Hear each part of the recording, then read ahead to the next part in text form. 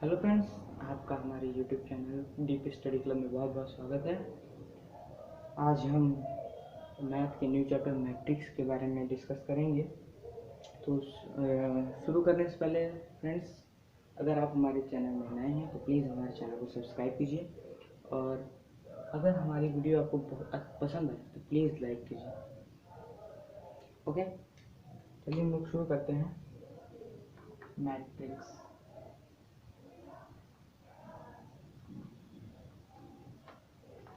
Friends बहुत ही easy chapter है।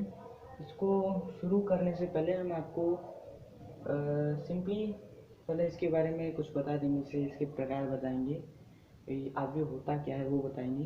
तो चलिए देखिए, आव्यूह क्या होता है कि m गुणे n, ठीक है, कि पदों में लिखी गई आयताकार सारणी को आव्यूह कहते हैं। अब इसमें m क्या है? m आपका होता है पंक्ति। पंक्ति यानी जो बाएं से दाएं चले, ठीक है। पंक्ति यानी जो बाएं से दाएं चले, ठीक है। और n क्या होता है? स्तंभ। स्तंभ क्या होता है? जो ऊपर से नीचे चले, इसे बोलते हैं स्तंभ। तो अर्थात आव्यूह क्या है? m गुणे n के पदों में लिखी गई आयताकार सारणी को आव्यूह कहते हैं, ठीक है। अब इसके अवयव किस प्रकार से रखे जाते हैं मैं आपको बताता हूँ। इसके अवयव देखिए, इसके अवयव आपके A11, A12, A13, A14, नहीं सॉरी, A13 हो गया, A21, A22, A23, इस तरीके से लिखे जाते हैं। AIJ इसके फॉर्म में लिखे जाते हैं। अब आप पूछेंगे इसमें IJ क्या है? I यानी होती है यही पंक्ति, और J यानी होता है आपका कॉलम। कॉलम यानी स्तंभ, ठीक है। अब IJ, अब पूछेंगे कि यहाँ पे M क्यों लिखा, N क्यों लिखा? M गुणे N, ये आपकी टोटल है, जैसे कितनी पंक्ति है, 1 2 3, तो टोटल के लिए होता है। और IJ क्या है? जैसे पहला अवयव क्या है कि पहले पंक्ति का पहले स्तंभ का है, इसलिए A11। और ये देखिए पहले पंक्ति का है, इसलिए I यानी 1 ही लिखे हैं। और J यानी 2, क्योंकि ये पहला दूसरा सेकेंड स्तंभ का है।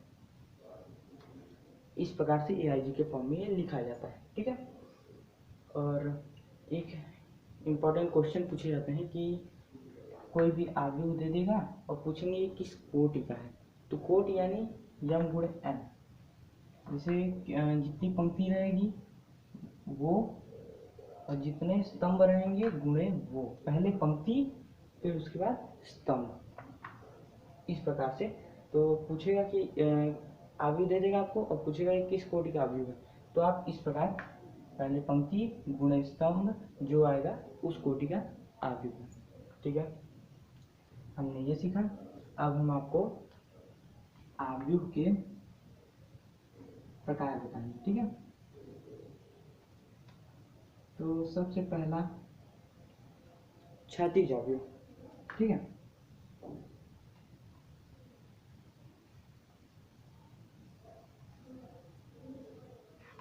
अब क्षैतिज आव्यूह क्या होता है? जिसमें पंक्तियों की संख्या कम हो और स्तंभों की संख्या अधिक। मैंने आपको यहाँ बताया पंक्ति क्या है, जो बाएं से दाएं चले वो पंक्ति, जो ऊपर से नीचे चले वो स्तंभ। तो ठीक उसी के बाद जैसे क्षैतिज आव्यूह क्या होता है, जिसमें पंक्तियों की संख्या कम हो और स्तंभों की संख्या अधिक हो।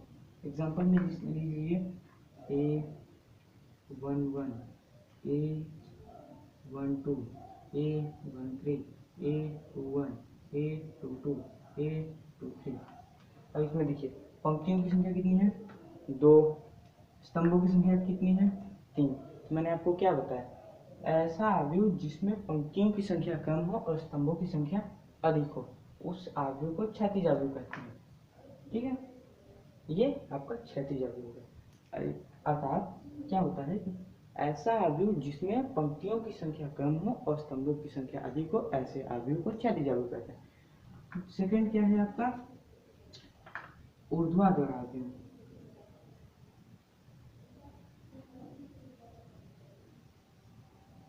ऊर्ध्वाधर अवयव क्या है, जस्ट इसका अपोजिट होता है। इसमें क्या था कि पंक्तियों की संख्या कम और स्तंभों की संख्या अधिक, लेकिन इसमें क्या होता है कि पंक्तियों की संख्या अधिक और स्तंभों की संख्या कम।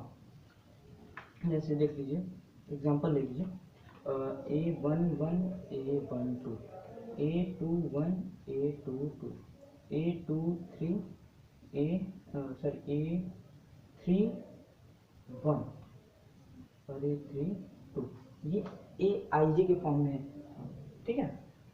अब देखिए इसमें क्या है कि पंक्तियों की संख्या कितनी है, 1 2 3, स्तंभों की संख्या कितनी है, 1 2, मतलब क्या निकला कि पंक्तियों की संख्या अधिक और स्तंभों की संख्या कम।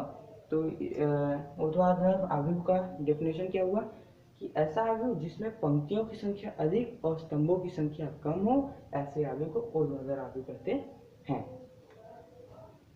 चलिए फ्रेंड्स, अब हम अवयव के तीसरे प्रकार को जानते हैं। तीसरा प्रकार है आपका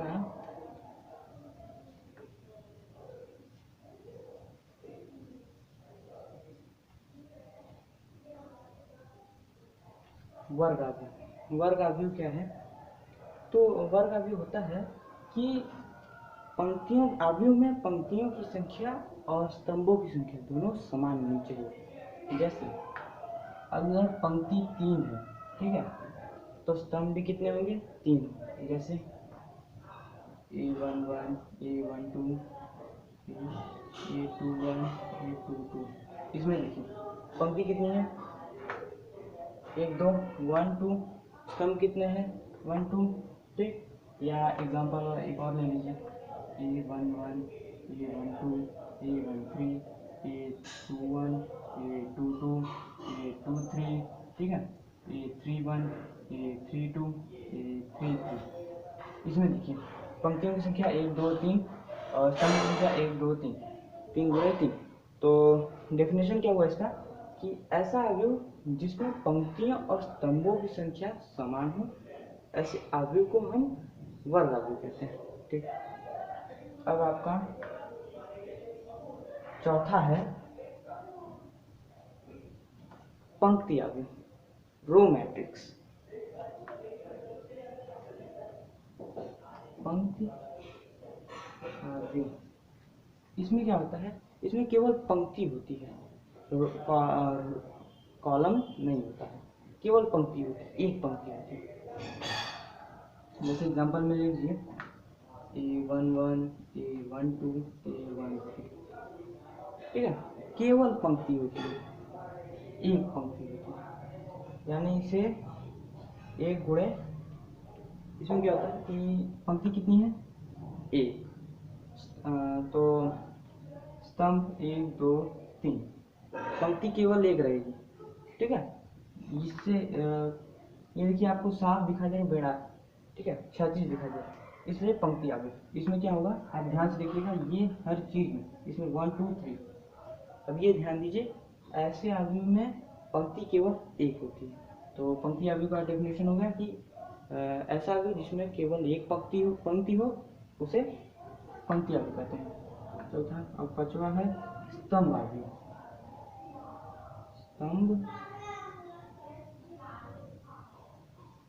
स्तंभ अवयव, अब ये स्तंभ अवयव क्या होता है, ठीक इसका अपोजिट, उसमें केवल एक स्तंभ होता है, ठीक है। जैसे एग्जांपल में यही A11 A21 A31, अब इसमें देखिए स्तंभ कितना है, एक, पंक्ति कितनी है, 1 2 3। अब इसकी कोटि क्या होगी, 3 गुणे 1 की, ठीक है। तो स्तंभ अवयव की परिभाषा क्या हुई कि ऐसा अवयव जिसमें केवल एक स्तंभ हो उसे स्तंभ अवयव कहते हैं। हाँ फ्रेंड्स, अब हम अवयव के छठे प्रकार के बारे में डिस्कस करेंगे, जो कि है शून्य अवयव।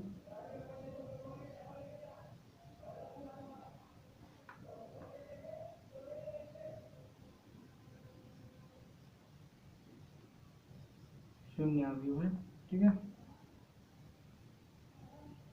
शून्य अवयव क्या होता है, ऐसा अवयव जिसके प्रत्येक अवयव शून्य होते हैं। कितने भी अवयव हों, जितने भी अवयव हों सब शून्य, मतलब इसका पूरा मान क्या आता है 0।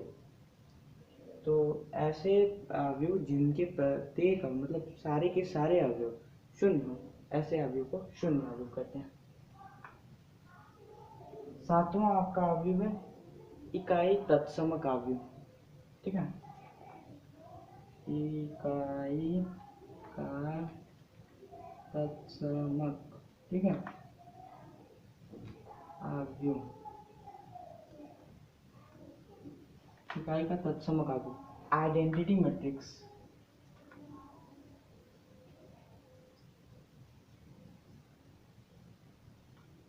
आइडेंटिटी मैट्रिक्स ये बहुत ही इंपॉर्टेंट चीज़ है, आगे बहुत इसका यूज है। इसे आई से डिफाइन करते हैं, आई से डिफाइन करते हैं। तो इसमें क्या होता है कि मुख्य विकर्ण, अब आपको मैं बता दूं मुख्य विकर्ण क्या होता है। मुख्य विकर्ण होता है कि बाएं से दाएं चलने पर, ठीक है, जो विकर्ण डालें, बाएं से दाएं चलने पर विकर्ण जो डालेंगे वो मुख्य विकर्ण होता है। ये नहीं कि अगर दाएं से बाएं डाल दो मुख्य विकर्ण, ना, केवल बाएं से दाएं जो विकर्ण डालेंगे वो मुख्य विकर्ण होता है।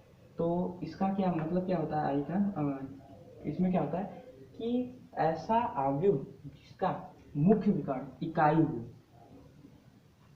बाकी सब अवयव जितने भी अवयव हैं शून्य हो, केवल मुख्य विकर्ण अवयव हो, बाकी सब शून्य हो, ऐसे अवयव को इकाई का तत्समक अवयव कहते हैं, आइडेंटिटी मैट्रिक्स। इसे आई से डिफाइन करते हैं, ध्यान रखिएगा। अब हम आठवां आपको बताएंगे कि विकर्ण अवयव कहता है।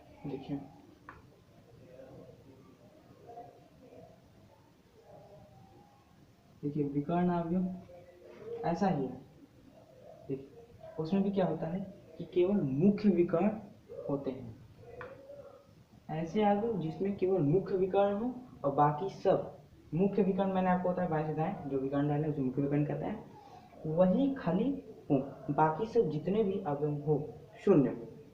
तो इसमें क्या था कि मुख्य विकर्ण इकाई हो, इसका ये कंडीशन था, लेकिन इसमें ऐसा कोई कंडीशन नहीं। इसमें आप 1 2 3 कुछ भी लिख सकते हैं, लेकिन बाकी जितने भी अवयव होंगे वो आपके शून्य होंगे। ठीक है, तो ऐसे अवयव जिनके केवल मुख्य विकर्ण हो और बाकी सब शून्य हो, जितने भी अवयव हैं, ऐसे अवयव को विकर्ण अवयव कहते हैं।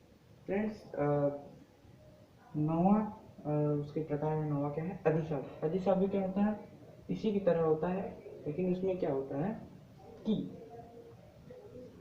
मुख्य विकर्ण ही रहेगा, बाकी सब अवयव जीरो होंगे, लेकिन जो मुख्य विकर्ण होगा ये वो एक ही होगा। जैसे यहाँ पे अगर ए है तो ये भी ए, ये भी ए, बाकी सब जीरो। ठीक है, जैसे यहाँ पे 2 तो ये भी 2, ये भी 2, बाकी सब जीरो। ठीक है, ऐसा। ठीक है, अदिश अवयव होगा। मुख्य विकर्ण के जो भी तत्व होंगे सब बराबर होंगे और बाकी सब अवयव शून्य होंगे, ऐसे अवयव को अदिश अवयव कहते हैं। तो मैंने आपको ये 3 बताया, तो ये तीनों आपस में इनमें डिफरेंस है। इसमें है मुख्य विकर्ण होगा लेकिन वो केवल इकाई होगा। ठीक है, केवल इकाई होगा। और विकर्ण अवयव क्या है, उसमें भी केवल विकर्ण डालेंगे, लेकिन उसमें आप कुछ भी, जो भी विकर्ण कुछ भी हो सकता है, 1 2 3 4 5 6 कुछ भी हो सकता है। और जो अदिश अवयव है उसमें उसका कंडीशन ये है कि मुख्य विकर्ण होगा, लेकिन तीनों मुख्य विकर्ण में जो भी तत्व जो भी अवयव हैं वो तीनों वो सब समान होंगे। चलिए फ्रेंड्स, मैंने आपको 9 प्रकार बताए हैं, एक दो और प्रकार हैं, तो वो मैं आपको इसीलिए मतलब सवाल सॉल्व कराते समय उसको बताऊंगा, तो आपको ज़्यादा अच्छे से समझ आएगा। तो चलिए ठीक है, अगर आपको वीडियो अच्छी लगी तो प्लीज़ लाइक कीजिए, हमारे चैनल को सब्सक्राइब कीजिए। Okay, thank you.